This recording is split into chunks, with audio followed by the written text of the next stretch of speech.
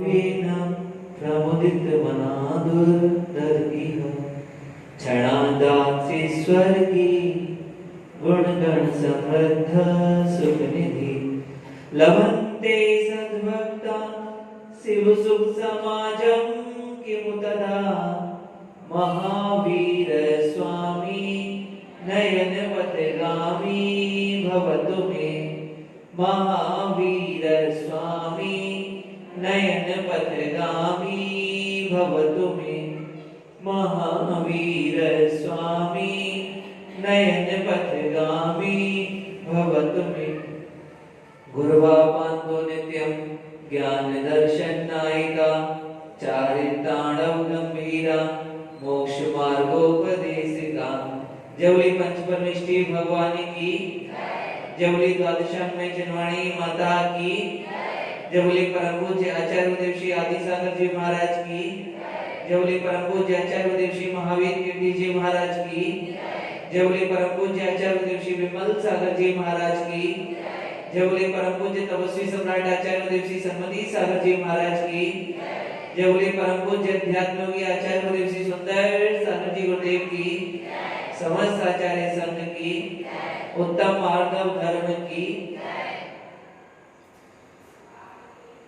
पर्वराज ने दी दस्तक हम सभी ने नतमस्तक उत्सव को मनाएंगे रहे प्राण तन में जब तक आत्महितकारी हो आत्महितकारी ये पर्व कहाए रे गुरुजनों का साथ हमें जब मिल जाए रे हो गुरुजनों का साथ हमें जब मिल जाए रे मानी जहां भी आता है दर दर ठोकर खाता है विनयवान जो जीता है वही परम पद पाता है उत्तम माधव ही हो उत्तम माधव ही अहंकार भगाए रे गुरुजनों का साथ हमें जब मिल जाए रे हो गुरुजनों का साथ हमें जब मिल जाए रे गुरुजनों का साथ हमें जब मिल जाए रे। कल उत्तम क्षमा का दिन था और क्रोध के अभाव में क्षमा धर्म को कहा गया और आज उत्तम मार्दव का दिन है जो कि मान के अभाव में प्रकट होता है। मान के अभाव में जो मृदुता उत्पन्न होती है उसे ही मार्दव कहा जाता है। किसान मिट्टी को बीज बोने से पहले मृदु करता है कोमल करता है और कुम्हार घड़ा बनाने से पहले भी मिट्टी को कोमल करता है। अगर किसान मिट्टी को कोमल ना करे तो उसमें बीज नहीं बोया जा सकता और उसी प्रकार से जब कुम्हार घड़े मिट्टी को कोमल ना करे तो घड़ा भी नहीं बनाया जा सकता। उसी प्रकार मान के साथ मार्दव धर्म का रहना भी मृदुता जब तक मृदुता नहीं आएगी तब तक मार्दव धर्म को भी नहीं अपनाया जा सकता। मृदु भावो मार्दवः मृदुता का भाव ही मार्दव है। जिस प्रकार क्षमा को समझाने के लिए उसके प्रतिपक्षी क्रोध का कथन किया जाता है उसी प्रकार मान को समझाने के लिए मार्दव धर्म को समझाने के लिए उसके प्रतिपक्षी मार्दव मान का कथन किया जाता है। उसका कथन एक चित्रण एक कथा के माध्यम से मैं यहाँ करना चाहता हूँ। एक बार की बात है एक वाटिका में कली खिल रही थी और तभी एक कहीं से पत्थर लुढ़कता पुढ़कता वहां पर आ गया। उस पत्थर को देखकर उस कली में मान उत्पन्न हो गया। मान कैसे भी कहीं भी कहां से भी किसे उत्पन्न हो जाए कुछ कहा नहीं जा सकता। जैसे ही वो पत्थर कली के चरणों में आया वैसे ही उसके अंदर मान के भाव उत्पन्न हो गए कि ये मेरे चरणों में पड़ा है। उससे वो बोली हे पत्थर तू कितना कुरूप है कितना बदसूरत है और देख आज तू मेरे चरणों में पड़ा है। इतना उससे बोली और जब पत्थर ने ये बात सुनी तो वो भी समझ गया कि इस कली के ऊपर घमंड सवार है, मान सवार है और ये कुछ भी कह रही है। बेचारा क्या करता, वहां पर पड़ा रहा, कुछ करने का योग्य ही नहीं था। इतने में एक शिल्पी वहां से निकलता है और उसकी नजर उस पत्थर पर पड़ जाती है और वो उसको उठाकर ले जाता है। शिल्पी की नजर उस पत्थर पर पड़ी और उसने उसे उठाकर घर ले गया और छेनी हथौड़े से उसने काम करना शुरू कर दिया और देखते ही देखते एक सुंदर प्रतिमा का उसने उसको रूप दे दिया। जो पत्थर कल तक बदसूरत था, वहां कली के पास नीचे जमीन पर पड़ा था, आज वही एक सुंदर प्रतिमा का रूप ले चुका था और उसकी प्रतिष्ठा हो गई, उसको मंदिर में विराजमान कर दिया। लोग उसकी पूजा अर्चना करने लगे और जब पूजा अर्चना करने लगे तब वही जो कली थी वो फूल में परिवर्तित होकर वहां उनके जैसे ही किसी भक्त ने भगवान के चरणों में पुष्प चढ़ाए, वैसे ही वो कली एकदम उसने देखा ये तो वही पत्थर है और एकदम उसकी हाव भाव ऐसे हो गए जैसे जाने क्या हो गया। वो एकदम उसका अहंकार चूर चूर हो गया और उसके सारे जितने अवयव खिले हुए थे एकदम मुरझा गए। तो मान किसी का नहीं टिकता। आजकल क्या होता है, मंदिरों में भी मान क्या है, मान अहंकार है। अहंकार को ही मान कहा गया है। अहम करो इति अहंकारा, यानी कि अमान, अहंकार, घमंड, ये सब एकार्थवाची ही शब्द है। मान कहो या घमंड कहो या अहंकार कहो, ये सब एकार्थवाची ही हैं। और किस प्रकार मान उत्पन्न हो सकता है, मान किसी का भी नहीं रहा। इस दुनिया में जितने भी प्राणी हुए कभी किसी का मान नहीं टिका। चक्रवर्ती हो, जब चक्रवर्ती दिग्विजय करके 6 खंड का अधिपति हो जाता है और 6 खंड पर विजय प्राप्त करके जब वो वृषभाचल पर्वत पर जाता है और वहां नाम लिखने के लिए जगह देखता है तो देखता है कि पूरा पर्वत नाम से हटा पड़ा है, कहीं भी उसके नाम लिखने की जगह नहीं बची है। पूरा पर्वत ऐसा भरा पड़ा है कि कहीं भी उसका एक नाम वहां लिखा नहीं जा सकता। तो क्या करता है भाई, उसका मान चूर चूर हो जाता है। जितने मान के साथ कि मैं 6 खंड का अधिपति हूँ, मेरे पास इतनी बड़ी सेना है, इतने घोड़े, 84 लाख हाथी, 18 करोड़ घोड़े, ये सारी सेना है इतना पन, और मेरे पास 9 रत्न, 9 निधियां ये सब पड़ी हुई हैं, मेरे पास 96,000 रानियां हैं, ये सारा इतना सारा वैभव, उसका जितना भी मान होता है वो एकदम चूर चूर हो जाता है वहां उस वृषभाचल पर्वत को देखकर। तो वो किसी का नाम वहां से मिटाता है, तब उसका नाम वहां पर अंकित होता है। इतने चक्रवर्ती पहले हो चुके, तो किसका मान करता है।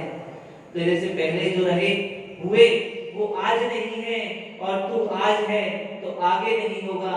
इसी प्रकार से मंदिरों में भी हम देखते हैं कि थोड़ी छोटे छोटे से हम लोग दान देते हैं थोड़ा सा, और उसके लिए क्या करते हैं, शिलालेख, शिलापट्ट उसके पीछे ही पड़ जाते हैं शिलापट्ट के कि मेरा नाम का शिला लगनी ही चाहिए।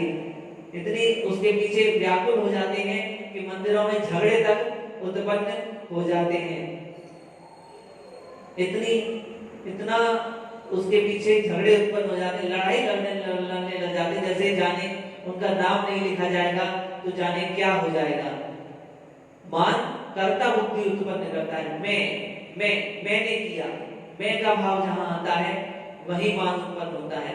मैं बच्चे को स्कूल भेज रहे हैं, मैंने भेजा, अच्छे स्कूल में पढ़ाया, मैंने पढ़ाया, उसने अच्छी पढ़ाई करी, मैंने देखा, मैंने इस बच्चे को इतने अच्छे स्कूल में रखा, इतनी अच्छी पढ़ाई करी, इतने नंबर आए, मेरे कारण आए, उसमें भी मैं करता है। और अगर खराब हो जाए तो, अगर रिजल्ट खराब आए बच्चे का तो भी फिर क्या करता है, फिर उस पर डांट लगाता है कि मैंने तुझे इतने अच्छे स्कूल में पढ़ाया और उसके बाद भी तूने सारा मामला खराब कर दिया। उस बच्चे को डांट लगा, छोटे छोटे बच्चों को डांट लगाने लगते हैं उनके। हाँ, और ये तो बच्चों की बात रही, हर किसी में कर्ता बुद्धि उत्पन्न। मंदिरों में भी मेरे बिना तो पत्ता नहीं हिल सकता, कोई भी काम होना है मंदिर में, कोई भी कार्यक्रम होना है, मेरी अनुमति के बिना तुमने कैसे कर लिया। उस मैं के पीछे पड़े रहते हैं, लड़ाई झगड़ा करते हैं, दूसरों को परेशान करते हैं, खुद भी परेशान होते हैं। इसी मान को आचार्यों ने रतनगढ़ सावधानाचार्य 25वां श्लोक कहा, ज्ञान पूजा कुलक जाति बल मध्यम तपो बपो अष्टावासित मानितम समय मरुगत समया। यानी कि मान को 8 प्रकार के मान बताए। कौन कौन से? ज्ञान मन, पूजा मन, कुल मन, जाति मन, बल मन, रिद्धि मन, तप मन और शरीर मन। ये 8 प्रकार का मन हुआ करता है जो हम लोगों के सिर चढ़कर बोलता है। तो ज्ञान मन यानी थोड़ा सा अगर हमें ज्ञान हो गया तो ज्ञानी बन गए और सबको दिखाने लगते हैं कि हाँ मुझे कितना ज्ञान है, मैंने कितना अध्ययन किया है। अब छोटे से बच्चे को ले लो, अगर उसे 100 तक गिनती सिखा दी जाए तो वो भी घर आकर सबसे कहेगा, मम्मी से अलग कहेगा, पापा से अलग कहेगा, भैया से अलग कहेगा, चाची से अलग कहेगा, चाचा से अलग कहेगा और कोई दूसरा भाई है उससे अलग कहेगा। भले ही उसको 1000 तक गिनती आती हो, उसे कोई मतलब नहीं है, उसे अपनी 100 की गिनती से मतलब है कि मुझे 100 की गिनती याद हो गई। उस छोटे से बच्चे में भी जब मान की उत्पत्ति हो सकती है तो हम किस बड़े तो किस खेत की मूली है, सब उसी मान के पीछे भाग रहे हैं। दूसरा मन पूजा मन, मैं स्वामी हूँ, मैं यहाँ का स्वामी हूँ, ये मैं यहाँ का मालिक हूँ, ये सारी प्रॉपर्टी मेरी है, पूजा मन हो जाता है। एक इंद्र था, इंद्र नाम का राजा था जो कि लंका की तरफ राज्य करता था और उसने अपने यहाँ 4 द्वारपाल भी नियुक्त कर दिए। 4 द्वारपाल, जैसे स्वर्गों में इंद्र की व्यवस्था थी ऐसे ही उसने अपने यहाँ पूरी व्यवस्था स्वर्गों जैसी बना ली। 4 द्वारपाल नियुक्त कर दिए। जैसे जैसे इंद्र के यहाँ इंद्र व्यवस्था रहती है इंद्र सभा में, वैसे ही अपने यहाँ भी पूरी व्यवस्था कर ली और इंद्र के समान एक छत्र राज्य करने लगा, खुद को इंद्र समझने लगा। उसको भी रावण ने हरा दिया, तो उसका भी मान जब नहीं रहा तो किसका मान रहने वाला। और जिस रावण ने उसे हराया उस रावण का भी मान नहीं रहा। वो भी ये कहता था ये भूमि गोचरी, ये मेरे सामने क्या है, कीड़े मकोड़े हैं, मैं तो इनको 1 मिनट में इनको उड़ा दूंगा। और जब समय आया तो खुद ही काल की गाल में समा गया। फिर होता है कुल मन। कुल मन क्या है? पिता पक्ष को कुल कहते हैं। पिता पक्ष को जो कुल कहते हैं, तो पिता पक्ष की तरफ अगर हमारी तरफ कोई भी ऐसा व्यक्ति है जिसका समाज में प्रभाव है, नेता है, तो उसका हम रेफरेंस देने लगते हैं हर जगह। मेरा मामा, मेरा चाचा तो वो है, पता है मेरा चाचा सीएम के नीचे रहता है, ये वो फलाना, ऐसे करने लगते हैं। इसी प्रकार से जाति मन, माता के पक्ष को जाति कहते हैं। तो माता पक्ष की तरफ अगर कोई मामा, मेरे नाना किसी ऊंचे ओहदे पर हैं तो उनकी ओहदे की चमक दिखाकर हम किसी को भी दबाने का प्रयास करते हैं। इसी प्रकार अगला मन कहा बल मन। बल का भी बहुत घमंड होता है। आजकल लोग क्या करते हैं, जिम जाने लगते हैं। जिम देखा है, जिम जाने में पॉइंट्स उठाने की होड़ लगती है। मैंने कितने पॉइंट्स उठा लिए, कितने डंबल लगा लिए, इस तरीके से करते हैं लोग। तो वो क्या हो गया? बल मन। रिद्धि मन, धन वैभव संपत्ति, मेरे पास इतना धन है, वैभव है, इतना सोना है, इतनी संपत्ति है, तेरे पास क्या है? धन वैभव संपत्ति का मन करते हैं। तप का मन करते हैं, परिश्रम पर्व आ गए। अब सब लोग तो नहीं, कुछ लोग ऐसे भी होंगे जो उसमें तप का मन करने लगेंगे। तूने 10 उपवास किए, मैं 11 करूंगा, तूने 11 किए, मैं 16 करूंगा, मैं 32 करूंगा। एक स्वस्थता से अगर हम देखें अपने भावों से कि हाँ हमें भी दूसरे से प्रेरणा लेकर व्रत उपवास करने चाहिए, वो तो ठीक है। लेकिन अगर आप मान में आकर इस तरीके की बात करते हैं तो उसका फल क्या मिलने वाला है? हमको कदापि कुछ भी नहीं मिलने वाला। इसी प्रकार शरीर मन, शरीर, मेरा शरीर कितना सुंदर है, मेरे से ज्यादा सुंदर इस दुनिया में कोई भी व्यक्ति नहीं है, इस प्रकार का मन भी होने लगता है। किसी को कुछ समझते नहीं है, कभी भी किसी से भी कुछ भी जाके कहने लग जाते हैं और अपने मन में आकर किसी को कुछ समझते ही नहीं है। कभी भी किसी को भी नीचा दिखाने से हम चूकते नहीं, लेकिन ये बताने नहीं है कि हम भी एक दिन मिट्टी में मिल जाने वाले हैं। कोई भी आज तक इस संसार में टिक नहीं पाया है। कुछ पंक्तियां इस बात के ऊपर आती हैं। एक दिन हम घूमने निकले, एक दिन हम घूमने निकले, दिल में कुछ अरमान थे, चारों ओर घना अंधेरा, जंगल बियाबान थे, तभी एक हड्डी से जाकर पैर टकराया और उस हड्डी के ये बयान थे, हे चलने वाले मुसाफिर जरा देख के चल, हम भी कभी इंसान थे, हम भी कभी इंसान भी हड्डियों में तब्दील हो जाता है, मिट्टी में मिल जाता है, लेकिन उसके बाद भी मद करने से नहीं छोड़ता। और मद करने आज उत्तम माधव का दिन सुबह हमने पूजा भी की थी उत्तम माधव की, उसमें कुछ पंक्तियां भी आती हैं। उत्तम माधव मान महाविष्णु करहि नीच गति जगत में। मान महाविष्णु, मान को क्या कहा? महाविष्णु कहा। एक तो विष होता है जिससे आदमी मर जाता है, महाविष्णु यानी कि हलाहल एकदम। एक तो विष होता है जिससे कुछ देर व्यक्ति रुकता है, कुछ समय के बाद मरता है, घंटे 2 घंटे 4 घंटे के बाद उसकी मृत्यु होती है, लेकिन एक हलाहल होता है उससे तुरंत व्यक्ति मर जाता है, उसको जीभ पे रखते ही मर जाता है, तो महाविष्णु कहा। दूसरा इसको इस वे में भी ले सकते हैं, एक तो ये हलाल के रूप में ले सकते हैं इस पंक्ति को, दूसरा ले सकते हैं मान महाविष्णु करहि नीच गति जगत में, यानी कि ये मान हमें इस गति में, इस लोक में भी और परलोक में भी, इस लोक में तो दुख देने वाला है ही और हमारे परलोक को भी बिगाड़ने वाला है, ऐसा ये मान है। कोमल सुधा अनु, कोमलता मृदुता माधव को कहा जाता है। सुधा कहते हैं, सुधा कहते हैं उससे अमृत से, सुधा कहते हैं अमृत से। कोमल सुधा अनु यानी कि जो माधव है अमृत रूप है। सुख पावे प्राणी सदा, ये प्राणी माधव धर्म को अपनाकर सुख प्राप्त कर सकता है। उत्तम माधव गुण मन माना, मान करण को कौन ठिकाना। उत्तम माधव का गुण मन में धारण करना चाहिए और मान करण को कौन ठिकाना। मान करण का कोई भी, मान करने का कोई भी ठिकाना नहीं है। हमें कभी भी मान उत्पन्न हो जाता तो उसका क्या ठिकाना है। अगर मैं आज आपसे कह दूं आपकी शर्ट बहुत अच्छी लग रही है, तो आप उसका कॉलर एकदम खड़ा करके चलने लगोगे कि हाँ मेरी शर्ट एकदम अच्छी लग रही है, तो कहीं भी मान उत्पन्न हो जाता है और उसका कोई भी ठिकाना नहीं है। वस्यो निगोध माहिते आया, निगोध से आई, अनादिकाल से जीव निगोध में पड़ा हुआ था, उसको तो भूल गया। वस्यो निगोध माहिते आया, दमड़ी रुकन भाग बिकाया, और दमड़ी रुकन के भाव बिकने लगा। दमड़ी किसे कहते हैं? मतलब कोड़ियों के भाव। और रुकन किसे कहते हैं? जैसे हम बाजार में सब्जी लेने जाते हैं और कुछ धनिया पत्ती अगर हमने अलग से ले ली और धनिया पत्ती के पैसे देते हैं क्या? अगर 100 रुपए की सब्जी ली और जरा सी धनिया पत्ती दड़वाई तो पैसे देते हो क्या? कोई देता है? कोई भी पैसे नहीं देता। उस कोड़ियों के भाव बिका, और कोड़ियों के भाव तो बिका ही बिका, धनिया पत्ती की तरफ मुफ्त में ही चला गया। तो किस चीज का मान कर रहा है? कहाँ है मान तेरा? कहाँ है? कहाँ तेरी वैभव संपत्ति कहाँ है? ये तो एक पल की है, क्षण भंगुर है, तो ना जाने कब तक है और ना कामने कब चली जाने वाली है। रूकन बिकाया भाग बसते, भाग बसते कभी देव केंद्रीय हो जाता है, देवी केंद्रीय भया। उत्तम हुआ, उत्तम पुरुष हुआ, चांडाल हुआ, भूप कीड़ों में गया और राजा हुआ, उसके बाद भी कीड़ों में चला गया। उत्तम पुरुष हुआ तो चांडाल हो गया, राजा हो गया तो कीड़ों में चला गया। राजा कीड़े वाली कहानी आती है। एक बार की बात है कि एक राजा था और वो अपनी विष्ठा में ही कीड़ा बन गया। उसको किसी अवधि ज्ञानी ने बता दिया था कि तुम मरकर अपनी विष्ठा में कीड़े बनोगे। तो उसने क्या कहा?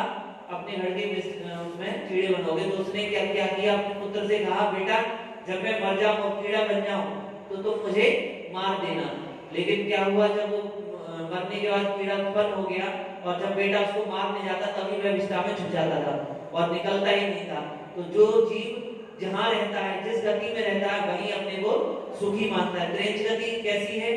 त्रेंच गति अशुभ है, लेकिन जो वहां जाता है वो मरना नहीं चाहता। जीव जाना तो नहीं चाहता, इसलिए अशुभ है, और शुभ ही है क्योंकि जो जीव वहां पहुंच गया वो मरना नहीं चाहता। नरक गति कैसी है?